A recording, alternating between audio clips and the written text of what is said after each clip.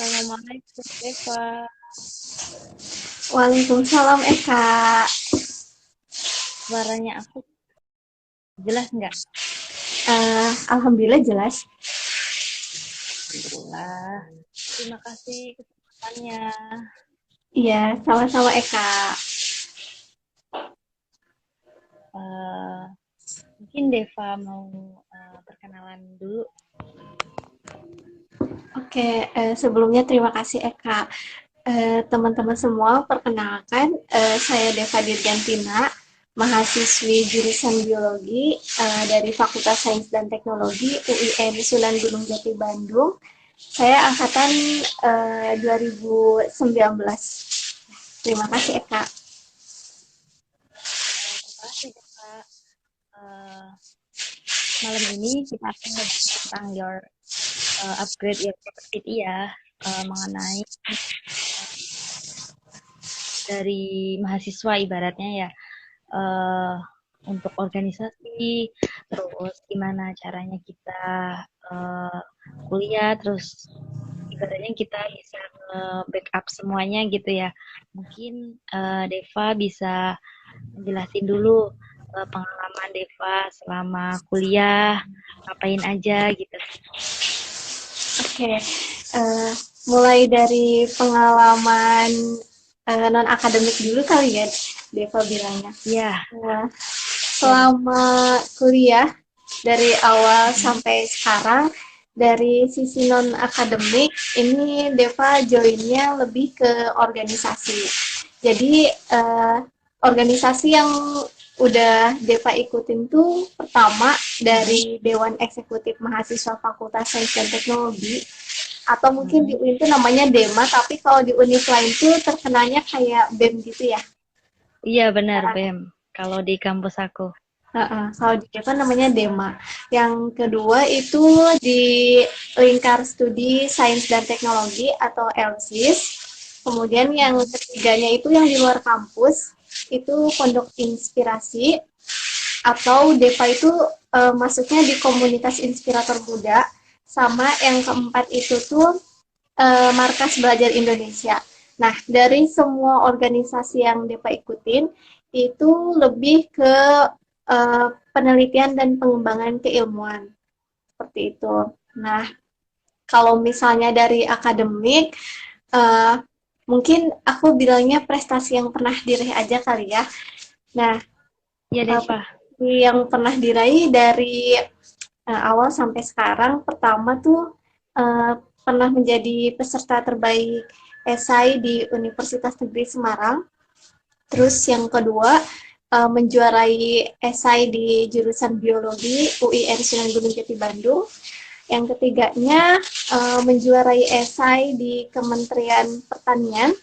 Kemudian yang keempatnya, itu pernah menjadi best presentation di acaranya yang leader energy camp Universitas Gadjah Mada. Seperti itu, Eka. Masya Allah, keren banget ya perjalanannya Deva selama kuliah. Alhamdulillah bisa kuliah dengan baik, terus prestasi non akademiknya juga, terus organisasi. Mungkin Deva bisa menjelasin nih value atau seberapa penting sih organisasi menurut Deva sendiri. Oke, berdasarkan pengalaman Deva kali ya, seberapa penting organisasi itu penting banget. Karena pertama, dari dasar dulu aja, organisasi itu bisa menjadi peran penting kita sebagai mahasiswa, sebagai manusia sosial ya. Kita kan manusia sosial itu harus bisa berkomunikasi, beradaptasi dengan banyak orang. Nah, ilmu-ilmu itu ada di dunia organisasi. Di organisasi kita bisa menemukan hal itu, dan kita orang yang pendiam pun bisa menjadi orang yang komunikatif sama adaptif tuh diperolehnya dari organisasi. Kayak gitu. Jadi itu penting banget. Yang kedua mungkin sesuai sama tujuan dan niat yang ingin kita capai. Tiap orang kan punya alasan masing-masing untuk ikut organisasi. Nah, kalau misalnya seseorang punya niat pengen nantinya dia studi di luar negeri, pasti dia ngikut banyak organisasi, misalnya kayak gitu. Dan itu menjadi investasi dia untuk mengembangkan kapasitas dirinya, bekal untuk nanti bisa lolos, misalnya lewat jalur beasiswa, kayak gitu. Jadi organisasi itu penting. Tapi yang lebih berharga itu poin ketiga, di mana organisasi ini tuh ngajarin ke kita tuh kayak kebermanfaatan yang tidak akan pernah habis. Jadi ketika kita masuk organisasi dan kita punya niat ingin berkontribusi, ilmu yang kita dapat, ilmu yang kita punya walaupun sedikit, tapi kita tebarkan secara meluas di dalamnya, itu akan meninggalkan sebuah jejak yang mungkin teman-teman tahu yang namanya quotes dari tokoh kita yang terkenal, Pramudia Antana Nur, kalau misalnya kita itu ingin meninggalkan jejak, ibarat katanya menulislah gitu. Karena menulis itu suatu pekerjaan untuk keabadian. Jadi organisasi itu sangat penting banget. Masya Allah. Jadi sebenarnya manfaat dari apa ya, organisasi sendiri itu sebenarnya kita bisa memperkuat networking salah satunya. Terus ibaratnya kita bisa belajar tentang skill leadership dan sebagainya ya Deva ya. Benar. Mungkin teman terus manfaat dari itu adalah manfaat dari organisasi sendiri. Mungkin Deva bisa jabari nih tentang tips-triknya gimana sih sebagai mahasiswa yang bisa aktif di kegiatan non-akademik tapi tetap survive juga di bidang akademiknya.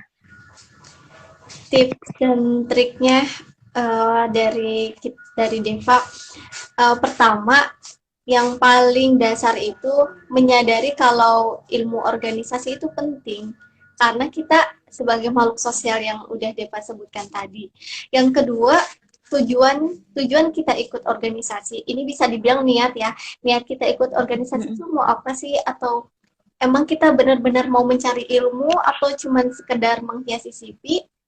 Karena berdasarkan penelitian gitu, struktur organisasi itu akan membentuk perilaku. Jadi kalau misalnya niat kita dari awal benar-benar pengen memperoleh ilmu, ya nanti perilaku positif itu akan mendekat ke kita gitu. Tapi kalau misalnya dari awal kita hanya ya dikatakan mungkin niatannya kurang serius atau apa, ya impact-nya kita akan memperoleh hal-hal yang nggak bisa kita capai gitu. Seperti itu. Terus yang ketiganya penting karena di situ ruang untuk menjadi orang yang bermanfaat, menjadi lebih luas. Terus selain itu juga kita punya yang namanya mimpi. Jadi itu penting banget dan itu ada di dalam organisasi gitu. Orang akan melihat jejak kita dari pengalaman-pengalaman kita, pengalaman organisasi dan sebagainya gitu. Benar-benar setuju banget nih Deva. Tadi ada yang belum dijawab ya Kak ya, yang apa kalau misalnya kita pengen sambil berkarya atau udah satu itu belum? Mungkin bisa ditambahin lagi biar lebih jelas. Oke. Iya, jadi di sisi lain akademik itu yang utama, tapi di sisi lain non akademik juga itu penting. Jadi keduanya tuh kayak saling melengkapi. Nah, akademik kita dilengkapi dengan non akademik itu akan menjadi sesuatu yang the best gitu. Jadi saran dari Deva buat teman-teman yang mungkin nantinya udah aktif di organisasi tapi gimana caranya biar bisa berkarya di bidang akademiknya, misalnya seperti Deva fokusnya di penelitian atau kepenulisan ilmiah, teman-teman bisa mengatur waktunya gitu sebaik mungkin ketika nanti udah jalannya, dan jangan sampai merasa terbebani karena adanya organisasi. Jadi dinikmati aja dua-duanya. selagi kita punya niat yang sama mencari ilmu. Kayak gitu ya, Kak.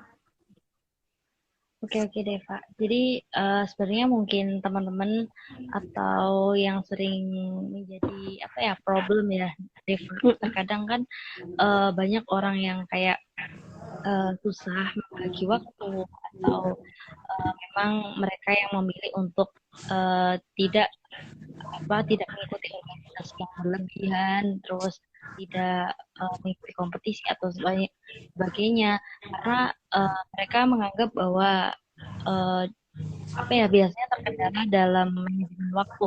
Nah itu untuk solusinya menurut Deva gimana?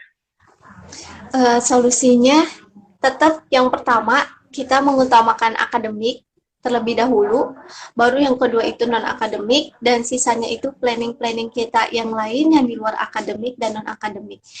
Misalnya kita punya suatu tugas akademik yang deadline-nya besok atau besoknya lagi, yaitu disusun berdasarkan yang paling urgent tuh yang mana, sampai yang rentangnya itu masih jauh, kita susun dalam schedule kita. Kemudian baru habis itu dari yang non akademik, misalnya teman-teman tuh ikut organisasi kayak di dalam atau luar kampus kan suka ada rapat atau program kerja.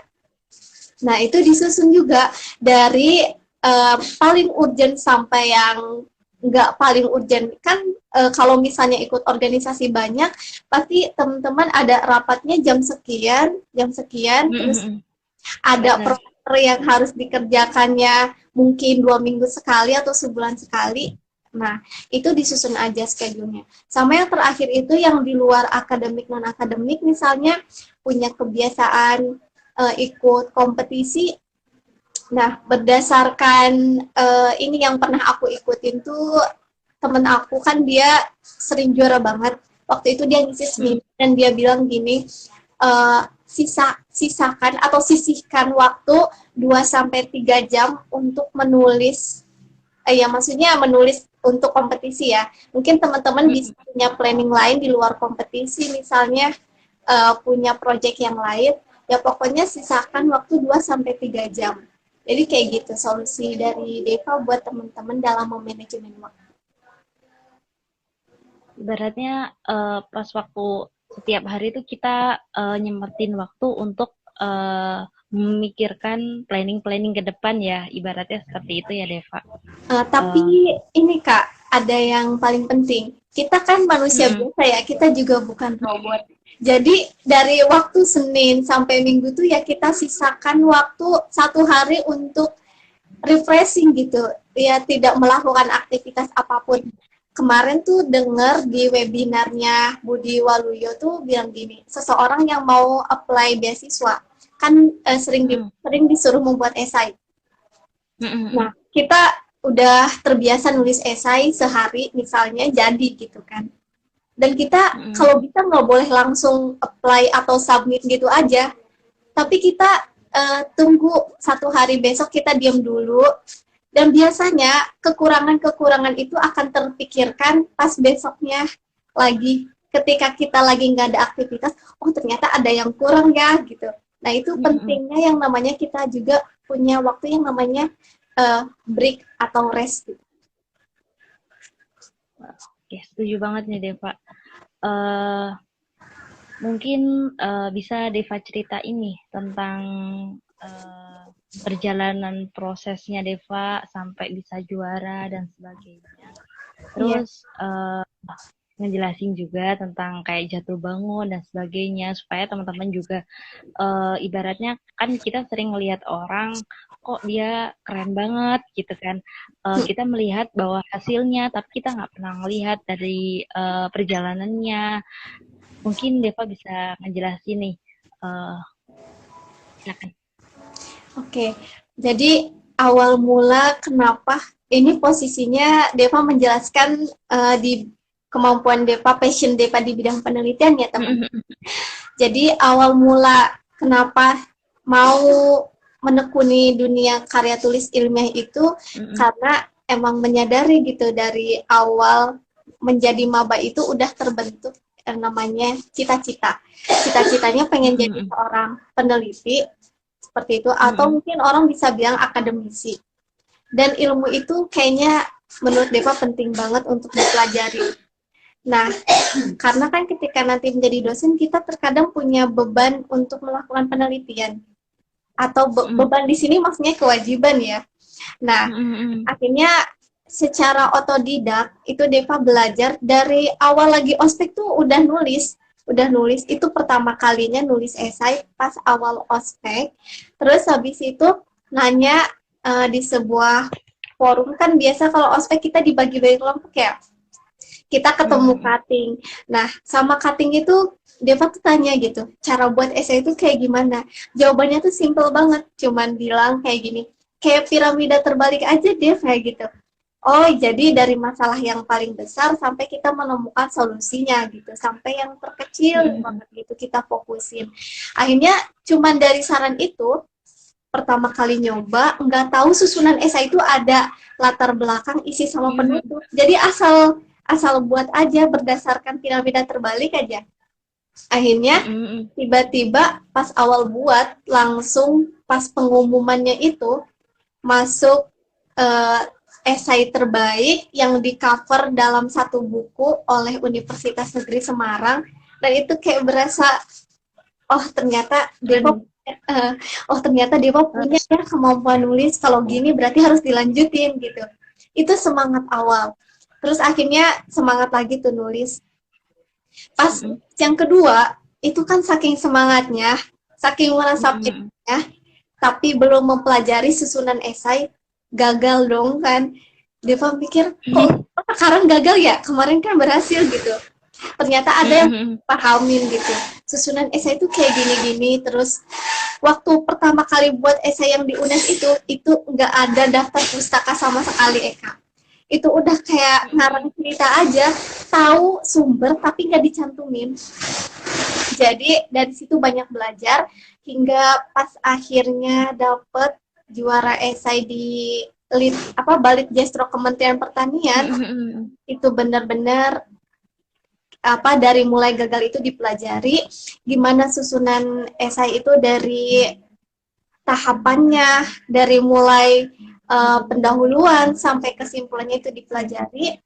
Dan walaupun udah pernah juara mungkin di Balit Jestro Kementerian Pertanian, itu tidak membuat Deva kayak merasa oh Deva bisa nulis, enggak. Deva ingat kata-kata dari Jonathan Christie, pemain badminton Indonesia, waktu dia jadi juara 1, dia bilang kayak gini, setelah kita mendapat apa yang kita peroleh, kita turun dari podium, kita memulai lagi dari nol. Jadi meskipun kita udah mau peroleh apa yang kita dapat, belum tentu kita itu bisa terus menjadi orang yang ahli. Jadi kita itu dituntut untuk terus belajar. Habis dari situ kita memulai lagi dari nol. Jadi kayak gitu perjuangan Deva nulis esai, maupun kalau karya tulis ilmiah paper itu beda lagi nih. Jadi yang tadi tuh sesinya esai, sekarang sesinya paper.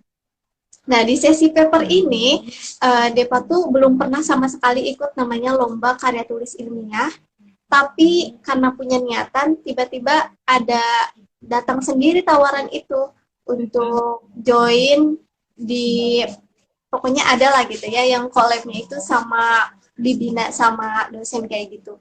Dan di situ, itu merasa kayak, oh iya ya, niat yang kita tanam itu akan nganterin kita. Jadi, ya minimal buat teman-teman yang belum pernah nulis esai atau belum punya pengalaman, minimal ada niatan dulu gitu. Kita nulis tuh pengen apa, nanti jalan itu bakal datang dengan sendirinya, kayak gitu. Setuju deh Pak, setuju banget.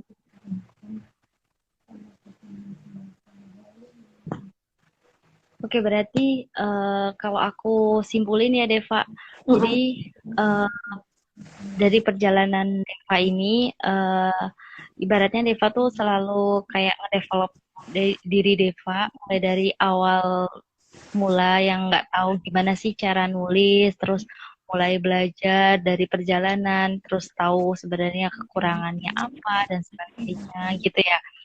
Seperti itu. Jadi sebenarnya mirip juga sama ceritanya aku pas waktu masih maba juga tahun 2017 itu tuh aku ikut esai juga waktu itu yang ngadain dari Upacara Nasional UGM itu juga sama deh Pak. Jadi kayak ibarat kita tuh nulis esainya ngalir aja kayak kita cerita gitu. Dan akhirnya tuh waktu benar-benar awal banget aku ikut esai itu sama kayak Deva nggak tahu kayak struktur yang tepatnya yang benarnya tuh kayak gimana. Akhirnya ya udah coba nulis dan kebetulan dosen aku tuh kayak ibaratnya dia tuh punya passion nulis gitu. Dia jadi akhirnya aku minta buat baca buat review esai aku, tapi pas waktu itu tuh beliau bilang ya udah Eka silakan dikirim aja gitu, dan aku tuh bingung sebenarnya cara nulis aku tuh udah benar apa enggak gitu kan, dan nggak dapat komentar dan sama sekali gitu. Akhirnya ya udah aku submit buat daftar, dan akhirnya beberapa waktu lolos itu jadi delegasi ke UGM, dan benar-benar kayak excited banget di sana tuh. Aku kira kayak ya udah seminar gitu aja, ternyata kita dihadapin kayak forum discussion gitu, dan benar-benar kayak di sana tuh nggak ada yang dari teknik, mereka dari anak FISIP yang mereka benar-benar paham tentang kebijakan perminyakan dan sebagainya, sedangkan aku tuh kayak benar-benar kosong banget gitu, nggak tahu keilmuannya. Tapi waktu itu aku masih ingat, dan alhamdulillah masih di best 10 besar waktu itu.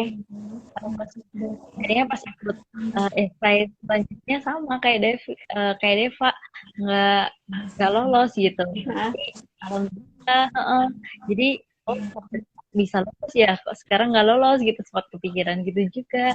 Dan akhirnya pokoknya perjalanan itu pas nyoba paper pertama kali itu juga lolos deh Pak, tapi pas nyoba selanjutnya enggak gitu ya. Mirip lah ceritanya sama Deva. Jadi sebenarnya mau aku ambil kesimpulan itu, ketika kita pas awal berarti kita kayak ada dorong nyoba lagi, tapi pas misalkan kita nggak dapat kesempatan untuk menjadi juara misalkan, itu buat kita kayak ya udah nggak mau lanjut lagi, yang kemarin udah nggak dapat gitu. Iya benar. Itu sih. Mungkin Deva bisa tambahin soal kenapa sih Deva tuh awalnya punya mimpi buat jadi peneliti atau gimana? Mungkin Deva bisa cerita sama kuliah dan sebagainya. Iya, awal mula ya. Kalau awal mula itu ceritanya panjang. Pokoknya intinya itu berawal dari keceplosan ya. Jadi waktu itu pernah dapat beasiswa bimbingan SBMPTN. Pokoknya waktu itu ditanyain, kan satu orang tuh masuk ruangan, ditanya mau jurusan apa, kenapa milih jurusan itu. Nah akhirnya Deva, waktu itu giliran Deva masuk ke dalam, yang ditanyain ke Deva tuh beda dari yang lain.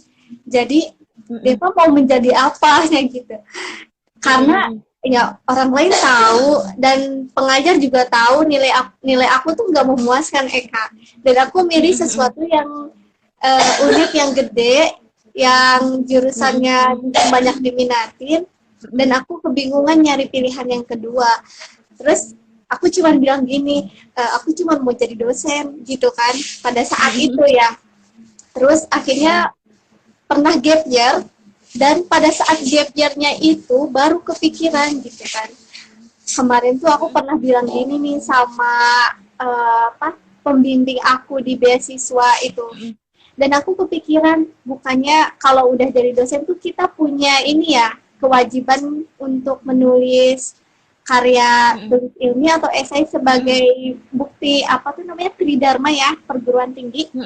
Nah, akhirnya dari situ kayaknya Deva mau ngelanjutin deh buat menjadi seorang akademisi, tapi pengen lebih dari sekedar akademisi, pengen jadi peneliti karena melihat situasi pada saat itu, sering baca-baca berita tingkat inovasi Indonesia tuh rendah banget, kita ketinggalan jauh bahkan dari negara tetangga kita kayak Malaysia sama Singapura gitu, apalagi sama Thailand gitu kan.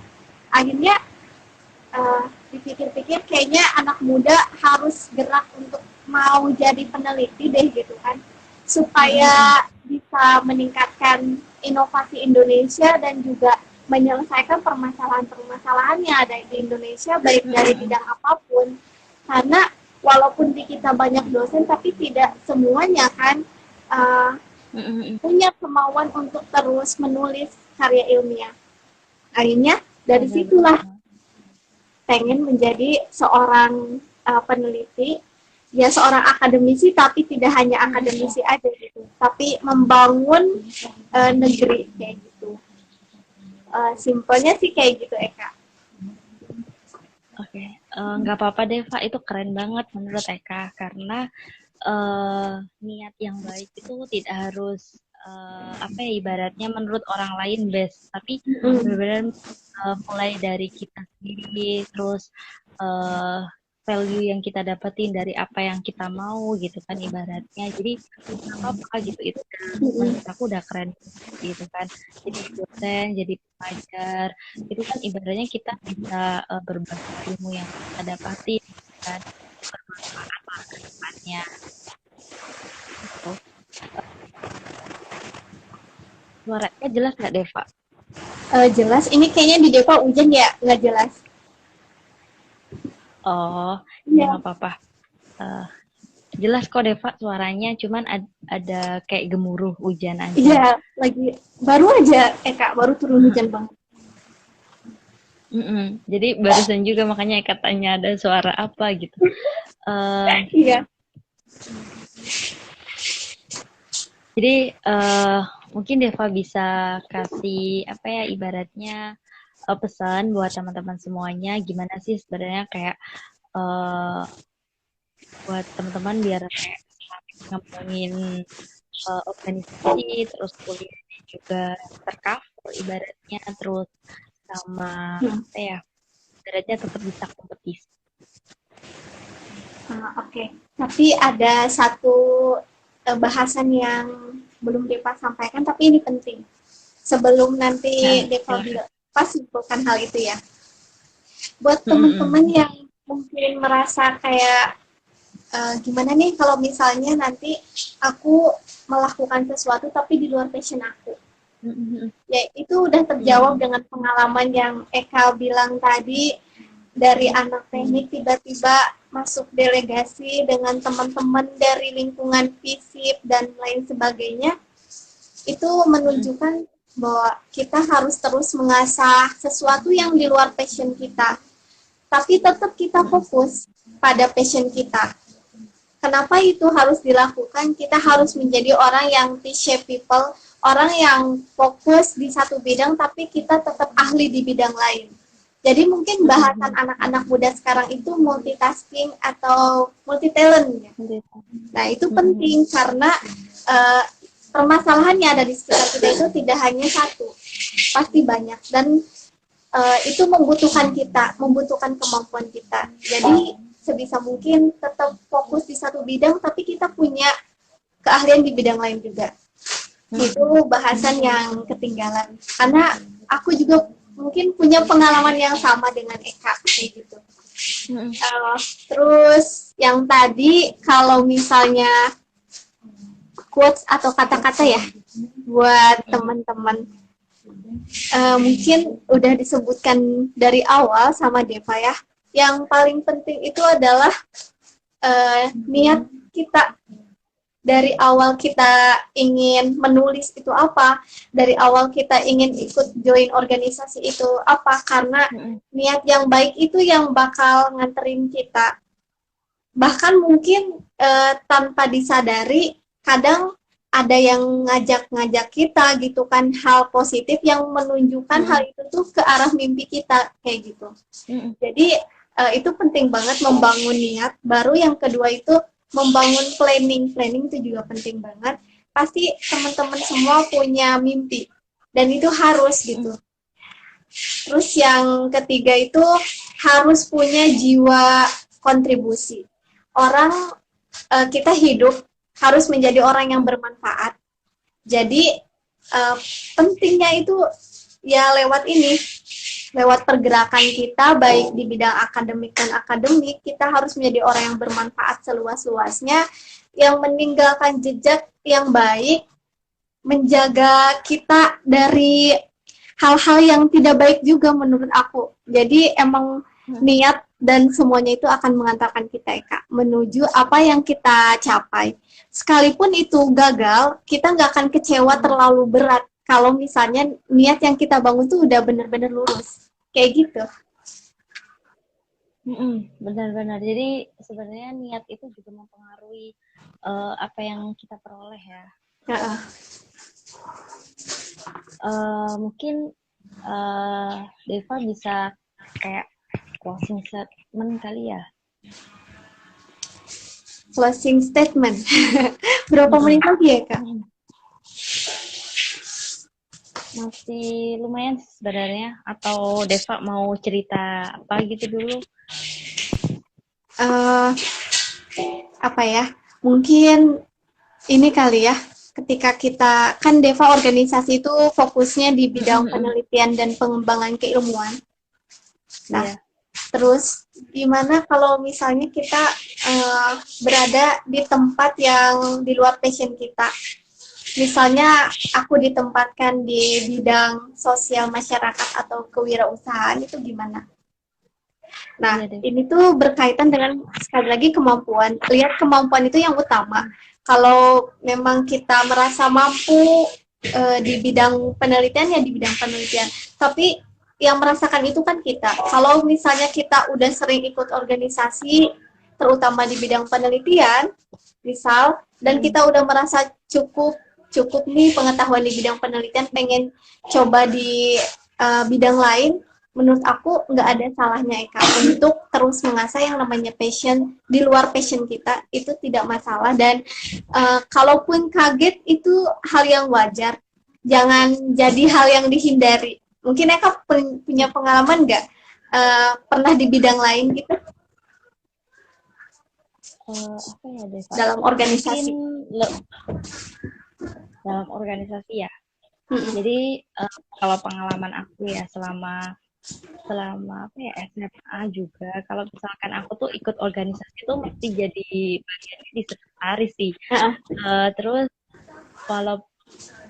terus ada juga sedikit cerita tentang UKM yang aku ikutin di kampus, yaitu URDC namanya, kepanjangannya Undip Robotic Development Center. Jadi itu sebenarnya kayak wadah buat teman-teman yang mau ngembangin tentang